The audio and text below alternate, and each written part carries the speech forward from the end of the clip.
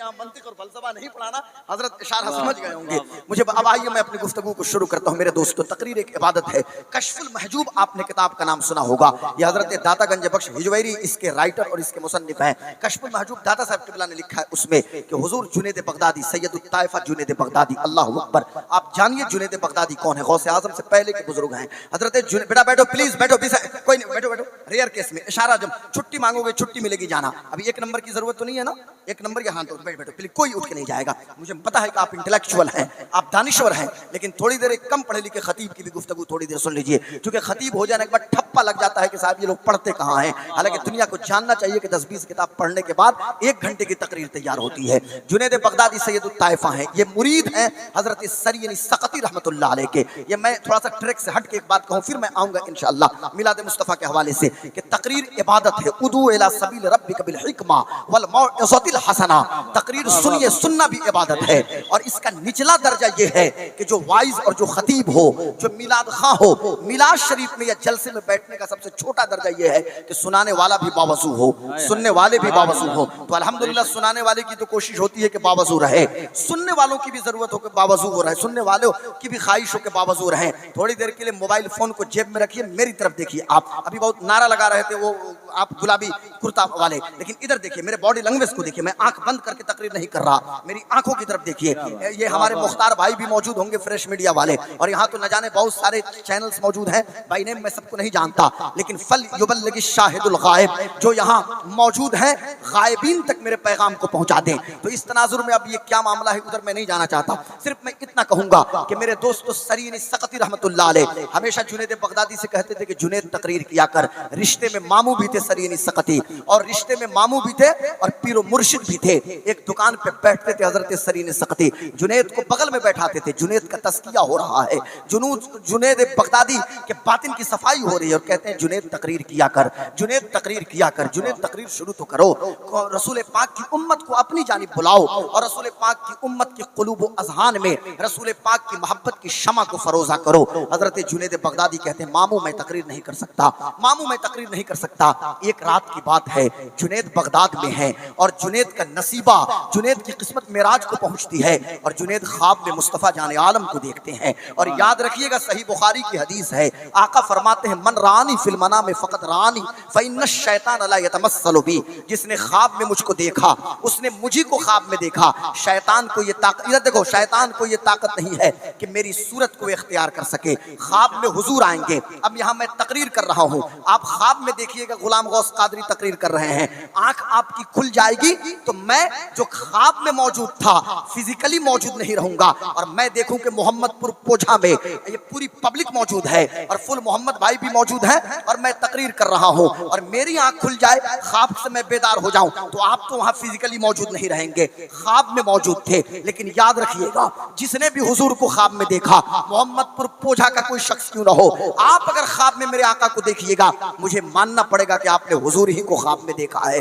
اس لیے کہ حضور خود تشریف لاتے ہیں، میرے آقا کی جلوہ گری ہوتی ہے۔ جنید نے خواب میں دیکھا، اور میرے آقا نے ارشاد فرمایا اے جنید اپنے ماموں کی بات مان لے اور تقریر کرنا شروع کر دے۔ حضرت جنید بغدادی کی آنکھوں میں آنسو آ گئے۔ جب صبح کا وقت ہے، فجر کی اذان ہوتی ہے، اس سے بہت قبل جنید بغدادی مسجد میں پہنچ گئے، تہجد ادا کیا ہے، ماموں کے انتظار میں بیٹھ گئے بغداد کی جامع مسجد میں۔ حضرت سرین سقطی تشریف لائے، فجر کی نماز پڑھا دیا، پوری پبلک ان کو گھیر کے بیٹھ گئی ہے بغداد کی جامع مسجد میں۔ حضرت سرین سقطی رحمت اللہ علیہ جنید کو بار بار دیکھ رہے ہیں، جنید بغدادی ایک کونے میں بیٹھے ہوئے ہیں، آنکھوں سے آنسو گر رہے ہیں۔ جب لوگ چلے گئے، ماموں نے بلایا ہے جنید بغدادی کو، غور سے سننا مسلمانوں، اور کہتے ہیں کہ اے جنید اب تو تقریر کرنا شروع کر دے، اب تو تقریر کرنا شروع کر دے۔ کہنے لگے کیا ہو گیا ماما، کیا ہو گیا ماموں جان؟ حضرت سرین سقطی نے فرمایا کہ اب تو تقریر کرنا شروع کر دے۔ جنید بغدادی کہنے لگے ہاں میرے شیخ، ہاں میرے ماموں جان، آج رات خواب میں مصطفیٰ آئے تھے،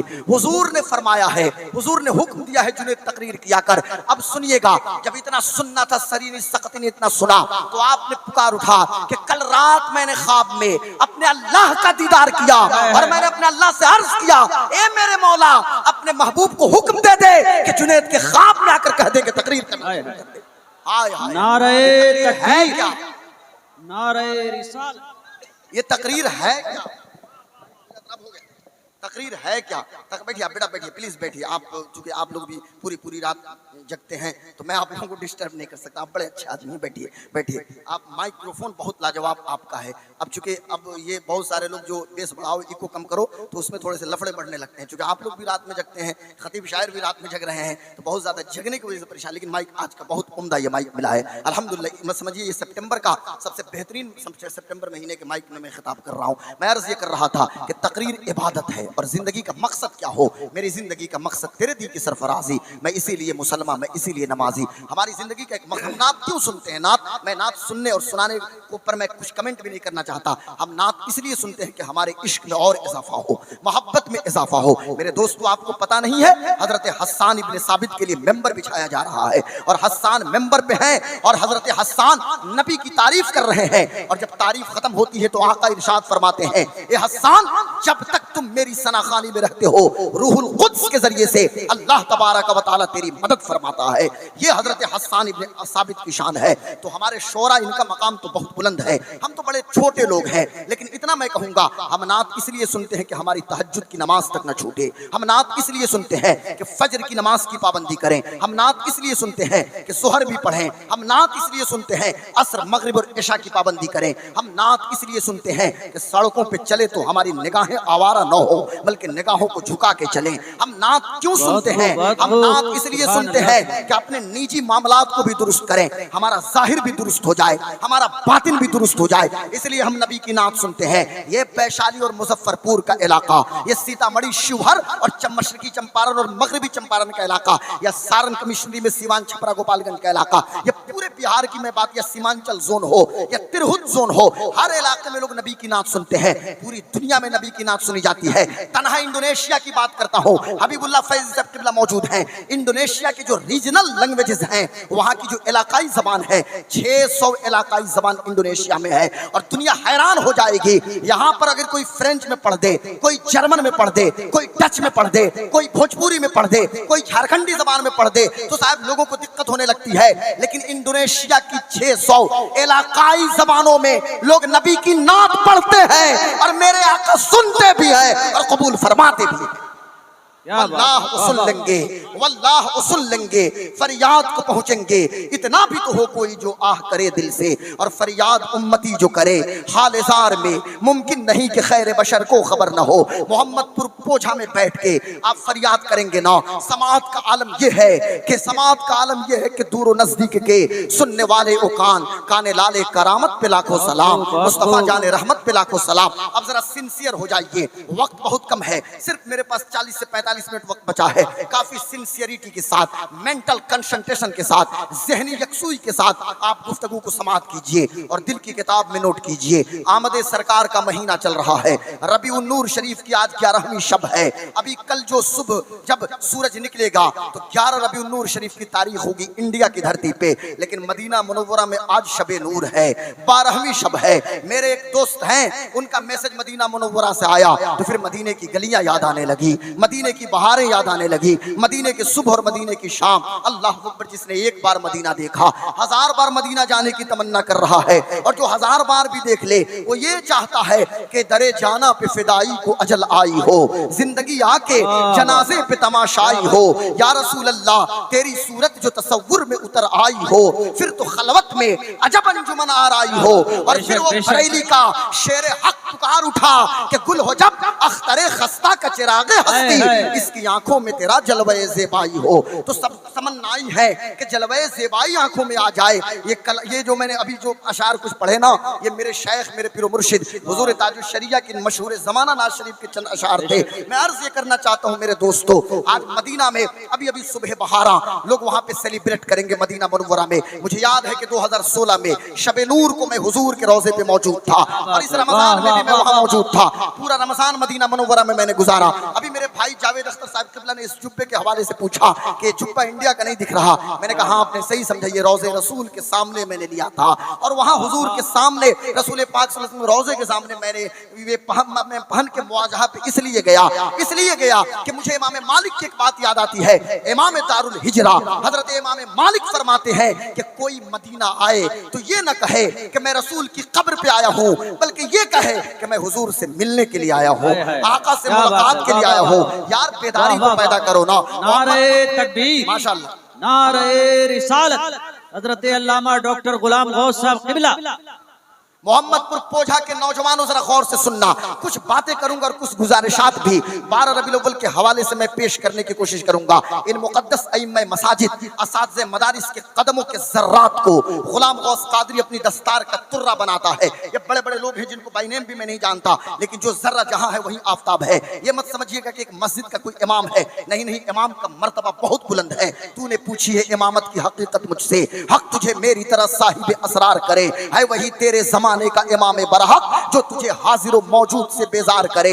मौत के आईने में तुझको दिखाकर रुखे दोस्त जिंदगी तेरे लिए और भी दुश्वार करे, और दे के एहसासे ज़यां तेरा लहू गरमा दे, फक्र की सांग चढ़ाकर तुझे तलवार करे। फितने मिल्लत बैज़ा है इमामत उसकी जो मुसलमान को सलाती का परिस्तार करे। ये बड़े लोग हैं साहिब इमाम और मदरसे के मुदर्रिस, ये बड़े लोग हैं, इनका मकाम व मर्तबा बड़ा बहुत बुलंद है। ये फकीर को दुआओं से नवाज रहे हैं। मैं जरा गौर से सुनिएगा, मैं अर्ज ये करना चाहता हूँ, आमद सरकार का महीना चल रहा है, पूरी दुनिया जानती है कि 12 रबीउल नूर शरीफ पीर के दिन 20 अप्रैल सन 571 ईस्वी को सुबह सादिक के वक्त अंबिया और रसूल की सिलसिलतुज़ ज़हब की आखिरी कड़ी बनके खातमुन नबिय्यीन मुहम्मदुर रसूलुल्लाह इस खाकदाने गीती पे तशरीफ ला रहे हैं। हुजूर की जलवागरी हो रही है। 12 रबीउल अव्वल को आका तशरीफ लाए। इंडिया में कश्मीर से लेकर कन्याकुमारी तक, गुजरात से लेकर असम तक, अंडमान से लक्षद्वीप तक 16 सितंबर परसों जो है 12 रबीउल अव्वल है। आज 11वीं शब में, हाँ कल 12वीं शब में हम कहीं दूसरी जगह जाके खिताब करेंगे, 13वीं शब में कहीं तीसरी जगह जाके खिताब करेंगे। लेकिन मैं कहना आप हजरात से ये चाहता हूँ, हुजूर इस खाकदाने गीती पे तशरीफ नहीं लाए थे, अभी कायनात को सजाया और बसाया भी नहीं गया है, लेकिन ऐलान हो रहा है कि वो आने वाले हैं, वो आने वाले हैं, वो आने वाले हैं। आज आमद सरकार का जलसा है, उस वक्त भी ऐलान हो रहा था वो आने वाले हैं। कौन आने वाले हैं? अब्दुल्लाह के लख्ते जिगर आने वाले हैं। कौन आने वाले हैं? यतीमों के सरों पे शफकत का हाथ रखने वाले मुस्तफा आने वाले हैं। आओ आओ मेरे दोस्तों, एक जलसा तो आलमे अरवाह में हो रहा है, अंबिया की रूहों को इकट्ठा किया जा रहा है। और ये मैं अपनी जानिब से कुछ नहीं कहता, मेरी बात होती आप रद्द कर देते, साहब ये आपकी मर्जी, पर याद रखिएगा ये बात कुरान पाक की है। अल्लाह तबारक व तआला उस जलसे का खतीब है। अंबिया की रूहों को इकट्ठा किया गया और अंबिया की रूहों पे मुस्तफा जाने आलम को पेश किया जा रहा है, हुजूर की रूह को पेश किया जा रहा है। और मैं डंके की चोट पे बड़ी जिम्मेदारी के साथ सीना ठोक के कहूंगा कि हम वो लोग नहीं हैं जो ये कहें कि 40 साल के बाद हुजूर को नबूवत मिली। नहीं नहीं, मेरे आका तो उस वक्त भी नबी थे। कुन तो नबी क्यों वो आदम बैन रूह वल जसद, मैं उस वक्त भी नबी था जब आदम रूह और जिस्म की मंजिलों को तय कर रहे थे। मैं उस वक्त भी नबी था। हदीस के अल्फाज बदल जाएंगे, लेकिन हजरत साहब जामा तिरमिजी में तो यही अल्फाज है ना कि बैन रूह वल जसद, रूह और जिस्म के दरमियान जब मौजूद थे उस वक्त भी मैं नबी था। हुजूर की रूह फकत रूह मोहम्मदी की हैसियत से पेश नहीं हुई है, बल्कि बहैसियत नबी और रसूल आप पेश किए जा रहे हैं। आप सैयदुल अंबिया हैं, मेरे आका नबीउल अंबिया हैं, रसूलुल्लाह सैयदुल मुरसलीन हैं। और मैं बच्चों से कहूंगा कि जिस तरह का माशाअल्लाह जानना जरूरी है, जिस तरह A+B द होल स्क्वायर को जानना जरूरी है, जिस तरह केमिस्ट्री के फार्मूले को जानना, हालांकि आप नहीं जानेंगे तो कुछ होगा नहीं, क्योंकि हमारे बीच plumber, fitter, electrician, welder, फोर्कलिफ्टर, स्काफोल्डर, crane operator, JCB operator, सिलाई करने वाले, इस तरह के लोग ज्यादा मिलते हैं। हालांकि बड़े अल्हम्दुलिल्लाह हमारे बच्चे साइंटिस्ट भी हैं, डॉक्टर भी हैं, मेडिकोस भी हैं, IAS भी हैं, IITN भी हैं। लेकिन इतना मैं कहना चाहूंगा, जितना वो जरूरी नहीं है, लेकिन अकीदे का ये चैप्टर याद रखिएगा। हुजूर को नबीउल अंबिया मानना पड़ेगा आपको। मेरे आका सारे नबियों के नबी हैं, ये सिर्फ आपके नबी नहीं, ये आदम के भी नबी हैं, ये शीश के भी नबी हैं, ये जकरिया के भी नबी हैं, ये यहिया के भी नबी हैं, ये मूसा के भी नबी हैं, ये ईसा के भी नबी हैं। सारे नबियों के नबी मुस्तफा, सारे रसूलों के सरदार मुस्तफा। और अगर और यकीन चाहिए आपको तो आला हजरत का वो रिसाला उठा के देख लीजिए। اور پڑھیے تجلی الیقین تو اور یقین وہ ہو جائے اور پھر مضبوط یقین ہو جائے اور عقیدہ بھی مضبوط ہو جائے. میں کہنا یہ چاہتا ہوں قرآن شریف کے اندر موجود ہے انبیاء کی روح پہ حضور کو پیش کیا گیا اور انبیاء سے اللہ نے وعدہ لیا کہ میں تجھے کتاب دوں گا, میں تجھے علم و حکمت سے نواز رہا ہوں, لیکن تمہارے بیچ یہ مصطفیٰ آ جائیں تو تمہیں ان کو ماننا پڑے گا. اللہ پر سب نے اقرار کیا ہے تو وہاں عالم ارواح میں اقرار کیا, لیکن ان انبیاء کرام کی موجودگی میں حضور کو نہیں بھیجا جا رہا ہے. حضور آخری نبی بن کے تشریف لا رہے ہیں, لیکن 27ویں رجب کو فلسطین کے بیت المقدس میں مسجد اقصی میں 1,23,000 کم و بیش 999 انبیاء کرام کی صف لگی ہوئی ہے اور سامنے جبریل ہے. حضرت ابراہیم نے مصطفیٰ کا ہاتھ پکڑا اور مصلی امامت پہ بڑھا دیا. میرا امام بریلی سے پکار اٹھا, نماز اقصی میں تھا یہی سر, آیا ہو مانائے اول آخر کہ دست بستہ ہے پیچھے حاضر جو سلطنت آگے کر گئے تھے.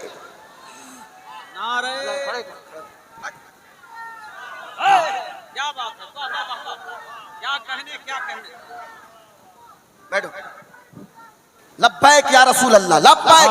صرف یہی کمیٹی کے چند نوجوان لبیک نہ کہیں, آپ لوگ بھی لبیک پہ بلند آواز سے بولیں, دونوں ہاتھوں کو اٹھا کے لبیک یا رسول اللہ, لبیک یا رسول اللہ, لبیک. ماشاءاللہ یہ تو ماشاءاللہ یہ محمد پور پوجھا میں رات کے 2:20 پہ زیادہ محنت کرنے کی ضرورت نہیں پڑ رہی ہے. یہ حضرت صاحب قبلہ علامہ شاہجہاں قادری صاحب قبلہ کی تربیت کر دی جائے. اکمل بھائی ہیں کہ چلے گئے؟ اچھا ماشاءاللہ ہیں. میں عرض یہ کر رہا تھا میرے دوستوں, میرے بزرگوں, میرے بھائیوں, وہ آنے والے ہیں, وہ آنے والے ہیں. وہاں بھی نعرہ لگ رہا ہے وہ آنے والے ہیں. اب حضرت آدم آئے ہیں. حضرت آدم نے, اب میں حضرت آدم جنت سے کیوں آئے اس حوالے سے مجھے گفتگو میں کروں تو بات لمبی ہو جائے گی. حضرت آدم تشریف لائے اور کئی سال کے بعد جب حضرت آدم علیہ السلام رو رہے ہیں, روئے جا رہے ہیں, اور حضرت آدم علیہ السلام نے حضور کو وسیلہ بنا کے پیش کیا تو اللہ نے ارشاد فرمایا, اے میرے نبی آدم تو نے کیسے جانا کہ میرا حبیب محمد رسول اللہ ہے. حضرت آدم کہتے ہیں, اے اللہ جب میری آنکھ کھلی تو میں نے ساق عرش پہ لا الہ الا اللہ محمد رسول اللہ لکھا ہوا دیکھا. میں نے جنت کے درخت کے پتوں پہ لا الہ الا اللہ محمد رسول اللہ دیکھا. اب حضرت آدم خود پڑھ رہے ہیں لا الہ الا اللہ محمد رسول اللہ, ان کی امت پڑھتی ہے لا الہ الا اللہ. آدم صفی اللہ, حضرت آدم علیہ السلام کے چل چلاؤ کا وقت آتا ہے. جناب آدم نے حضرت شیش کو بلایا ہے اور میں بڑی ذمہ داری کے ساتھ, علامہ علی رضا موجود ہے, میں کہنا چاہوں گا حضرت آدم کی اولاد جو پیدائش ہوتی تھی بچوں کی, صبح میں ایک بیٹا اور ایک بیٹی, شام میں ایک بیٹا اور بیٹی, لیکن نور محمدی منتقل کرنا تھا جس کی پیشانی میں, تو حضرت شیش کو اللہ نے تنہا پیدا فرمایا ہے. تنہا حضرت شیش تشریف لائے ہیں. حضرت شیش کی جلوہ گری ہوئی ہے. حضرت آدم علیہ السلام جب انتقال کرنے والے ہیں, حضرت شیش کا ہاتھ پکڑا ہے, کہا میرے بیٹے شیش یاد رکھنا, پوری زندگی میں نے جن کے نام کے خطبہ پڑھا ہے تو بھی پوری زندگی محمد محمد محمد محمد کیے رہنا, مصطفیٰ مصطفیٰ مصطفیٰ مصطفیٰ. اب حضرت شیش بھی اپنی امت سے خطاب کر رہے ہیں, وہ آنے والے ہیں, وہ آنے والے ہیں, وہ آنے والے ہیں. آؤ چلو حضرت دانیال سے کوئی پوچھو نا تو پتا پڑے گا. حضرت دانیال کا زمانہ ہے اور حضرت دانیال علیہ السلام ہیں. اس زمانے میں ایک بادشاہ تھا, غور سے سننا مسلمانوں, میں ایک تاریخ آپ کے سامنے پیش کر رہا ہوں. اس شخص کا نام بخت نصر تھا. یہ بخت نصر وہ شخص ہے جو جس کے باپ کے بارے میں بھی پتہ نہیں ہے, لیکن اس کی ماں نے کسی کو اپنے اوپر یہ قبضہ دلایا اور اس کے بعد سے جب وہ حاملہ ہوئی, بیٹا پیدا ہوا, لا کے کسی مندر اور بت خانے میں رکھ دیا, اور رکھنے کے نتیجے میں یہ بتوں کو پوجتا تھا, لیکن بت کو پوجنے والے بخت نصر کو اللہ نے اٹھایا ہے اور پوری دنیا کی حکومت عطا فرمائی ہے. لیکن ایک رات کی بات ہے, بخت نصر اپنے محل میں ہے, ایک خواب دیکھتا ہے. خواب کیا دیکھتا ہے؟ ایک بہت بڑا بت ہے کہ جس کی پیشانی سونے کی ہے, آدھا جسم چاندی ہے, نیچے تانبا اور کانسا ہے, لیکن ایک نور کا تڑکا آیا ہے اور وہ بت پاش پاش ہو گیا ہے. اب جب وہ یہ صبح کو اٹھا ہے, اٹھنے کے بعد اس نے ابھی اپنا خواب بھول گیا, کاہنوں کو بلایا ہے, جادوگروں کو بلایا ہے, لیکن خواب بیان نہیں کر پا رہا ہے. کاہنوں سے کہنا شروع کیا, معبرین سے کہنا شروع کیا کہ میں نے کیا خواب دیکھا تھا, میں نے کیا خواب دیکھا تھا. اب کون بتائے, لیکن کسی کہنے والے نے کہا کہ تمہارے ہی بیچ حضرت دانیال موجود ہیں, یہ اللہ کے پیغمبر ہیں, یہ اللہ کے نبی ہیں, تم ان کے پاس چلو. حضرت دانیال کے پاس جب لوگ پہنچے ہیں, حضرت دانیال نے ارشاد ارشاد فرمایا کہ اے بادشاہ تو نے یہ خواب دیکھا ہے؟ بادشاہ نے کہا ہاں یہی خواب ہے۔ حضرت دانیال فرماتے ہیں یہ بت جو تشبیہ کے طور پہ تجھے دکھائی گئی ہے، یہ حالت یہ ہے کہ یہ تمام ادیان سابقہ ہیں۔ اب جب نور کا تڑکا جو اس پہ گرا ہے یہ دین محمدی ہے، حضور آنے والے ہیں، محمد الرسول اللہ آنے والے ہیں، جب وہ آئیں گے تو تمام دین سابقہ منسوخ ہو جائیں گے اور حضور ہی کا دین باقی رہے گا۔ تو پتہ یہ چلا دانیال علیہ السلام نے کہا وہ آنے والے ہیں، حضرت نوح کہتے ہیں وہ آنے والے ہیں، حضرت یحییٰ نے کہا وہ آنے والے ہیں،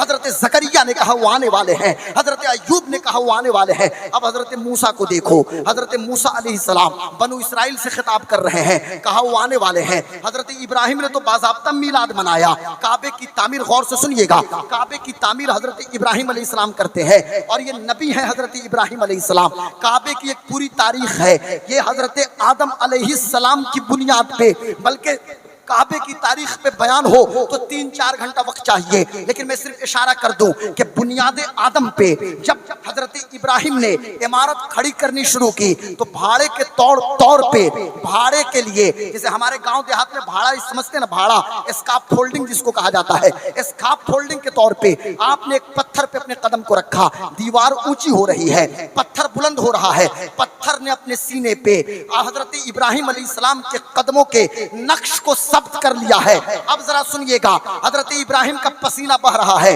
جب دیوار مکمل ہو گئی، سامنے اسماعیل ذبیح اللہ بھی ہیں، پتھر پہ حضرت ابراہیم کھڑے ہیں، حضرت ابراہیم علیہ السلام نے عرض کیا مولا مجھے مزدوری دے دے، پسینہ سوکھنے سے پہلے اجرت تو چاہیے نا، پسینہ سوکھنے سے پہلے مزدوری تو چاہیے نا، سننا نوجوانوں مجھے مزدوری چاہیے۔ اب مزدوری کون سی؟ اب آج کا کوئی مولوی ہوتا تو حضرت ابراہیم کو بھی مزدور کہہ دے، لیکن نہیں، اللہ کا حکم تھا، ایک پروٹوکول آپ کو دیا جا رہا ہے، ابراہیم مانگ تجھے کیا چاہیے؟ حضرت ابراہیم دعا کے لیے ہاتھ اٹھاتے ہیں، ربنا وابعث فیہم رسولا منہم، اے میرے اللہ بھیج دے ان میں سے، انہی میں یعنی میری نسل میں بھیج دے پیغمبر آخر الزمان کو، بھیج دے رسول اللہ صلی اللہ علیہ وسلم کو، بھیج دے نبی الانبیاء کو، بھیج دے خاتم النبیین کو۔ یعنی دعا ہو رہی ہے، حضرت ادھر میری طرف دیکھیے، حضرت ابراہیم علیہ السلام دعا کر رہے ہیں، حضور کی آمد کی دعا کر رہے ہیں، حضرت ابراہیم علیہ السلام نعرہ لگا رہے ہیں وہ آنے والے ہیں۔ اب یہاں پہ رک جائیے، ایک ایسی بات میں کہنے جا رہا ہوں کہ اسٹیج والے بھی مجھے دعا دیں گے اور آپ بھی دعاؤں سے نوازیے گا کہ جس پتھر پہ کھڑے ہو کے، توجہ ادھر ہے تو بات سمجھ میں آئے گی، جس پتھر پہ مجھے امید ہے کہ ہمارے علماء دعا یقیناً ضرور دیں گے اور آپ بھی دیجئے گا، جس پتھر پہ کھڑے ہو کے حضرت ابراہیم نے دعا کی تھی، سورۃ البقرہ کی ورس نمبر 129 ہے، ربنا وابعث فیہم رسولا منہم، اللہ بھیج دے اسی نسل اسماعیلی میں خاتم النبیین کو، ہوتے کہاں خلیل و بنا، کعبہ و منا، لولاک والی صاحبی سب تیرے در کی ہے۔ یا رسول اللہ مصطفیٰ جان عالم، یا میرے پیارے آقا، آپ کا میلاد یہاں کون کر رہا ہے؟ سامنے کعبہ ہے، کعبے کی دیوار ہے اور نیچے حضرت ابراہیم پتھر پہ کھڑے ہیں، پتھر نے سینے پہ ابراہیم کے قدموں کے نشان کو محفوظ کر لیا۔ اب قرآن پڑھیے، اللہ فرماتا ہے وَاتَّخِذُوا مِن مَّقَامِ إِبْرَاهِيمَ مُصَلًّى وَاتَّخِذُوا مِن مَّقَامِ إِبْرَاهِيمَ مُصَلًّى، تم کہیں کے بھی ہو، احرام پہن کے کعبے کا طواف کرو، عمرہ کے لیے کرو، حج کے لیے کرو، یا ایسے بھی طواف کرو نفلاً، لیکن طواف مکمل کرنے کے بعد 2 رکعت آ کے مقام ابراہیم پہ نماز پڑھنی پڑے گی، تمہیں مصلی بنانا پڑے گا۔ سوال یہ پیدا ہوتا ہے کہ ہم نے حدیث شریف میں تو یہ پڑھا کہ نبی جس پتھر پہ قدم رکھ دے، نبی کے قدموں کے نشان اس پتھر پہ ثبت ہو جاتے ہیں۔ حضرت ابراہیم پیدا ہوئے تھے میسوپوٹامیہ میں، حضرت ابراہیم وہاں سے فلسطین آئے، مصر آئے، نہ جانے کتنی کنٹریز میں گئے ہوں گے، لیکن کیا بات ہے اسی پتھر کو مصلی کیوں بنایا جا رہا ہے، اسی پتھر کی حفاظت کیوں کی جا رہی ہے اور کیوں کہا جا رہا ہے وَاتَّخِذُوا مِن مَّقَامِ إِبْرَاهِيمَ مُصَلًّى؟ تو غلام غوث قادری کو کہہ لینے دیا جائے، لوگوں یہ پتھر وہ پتھر ہے کہ جس پتھر پہ کھڑے ہو کے حضرت ابراہیم نے آخری نبی کا میلاد منایا تھا اور ان کی پیدائش کی دعا کی تھی۔ اب قرآن میں کہہ دیا گیا وَاتَّخِذُوا مِن مَّقَامِ إِبْرَاهِيمَ مُصَلًّى، اللہ نے اعلان کیا کہ طواف میرے گھر کا کرنا، نماز میرے لیے پڑھنا، لیکن جب اس پتھر کے سامنے آؤ گے سجدہ میرا ہوگا پر مصطفیٰ کا میلاد بھی یاد آ جائے گا۔ نعرہ تکبیر، نعرہ رسالت، حضرت علامہ ڈاکٹر غلام غوث صاحب قبلہ नारे तकबीर, आमद मुस्तफ़ा कॉन्फ्रेंस, जश्न आमद मुस्तफ़ा कॉन्फ्रेंस, सरजमीन मोहम्मदपुर पोजा। ये मीलाद की बरकतें हैं। इब्राहिम ने कहा वो आने वाले हैं, मुस्तफा आने वाले हैं। मुझे जो खुल्लत का जामा मिला, मेरे बेटे इस्माइल को ज़ब्ह इसार का मुजस्समा बनाया गया, ये क्यों?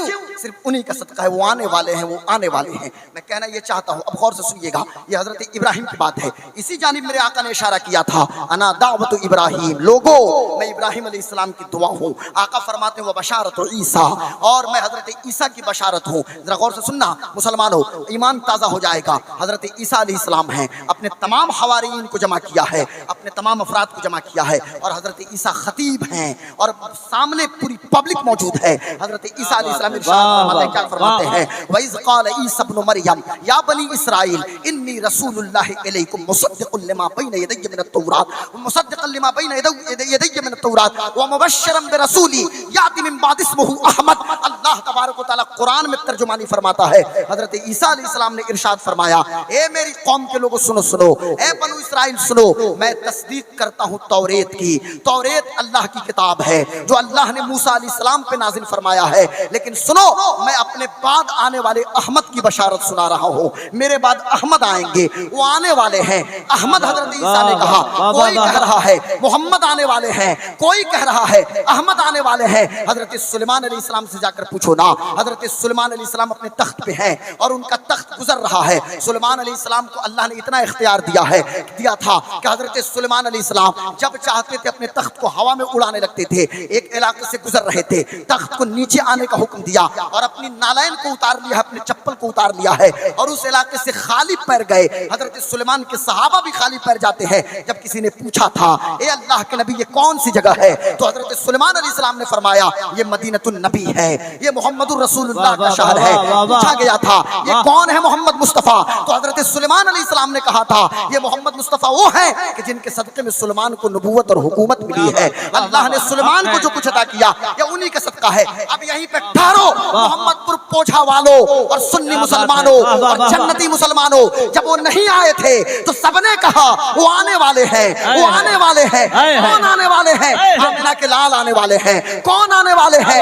यतीमों के सहारा आने वाले हैं। कौन आने वाले हैं? बेवाओं की आबरू रखने वाले मुस्तफा आने वाले हैं। कौन आने वाले हैं? सड़कों का अदब बताने वाले मुस्तफा आने वाले हैं। कौन आने वाले हैं? पसीना सूखने से पहले मजदूर को उजरत देने का पैगाम देने वाले आका आने वाले हैं। कौन आने वाले हैं? तो सबने कहा कि जो कहेंगे अल जन्नतु तहता अक़दामे उम्महातिकुम, जन्नत तो तेरी माओं के कदमों के नीचे है, वो मुस्तफा आने वाले हैं। तो जब वो नहीं आए थे पूरी दुनिया में एक नारा, वो आने वाले हैं, वो आने वाले हैं। और जब 12 रबीउल अव्वल तो शंबा के दिन सुबह सादिक के वक्त काशाने अब्दुल मुत्तलिब में अब्दुल्लाह के घर में आमिना की गोद में जब मेरा मुस्तफा आया है तो मुस्तफा आए हैं, कौनैन के मालिक व मुख्तार बन के आए हैं, आदम के सरदार बन के आए हैं, सारी कायनात के मरकज़ व मावा बन के आए।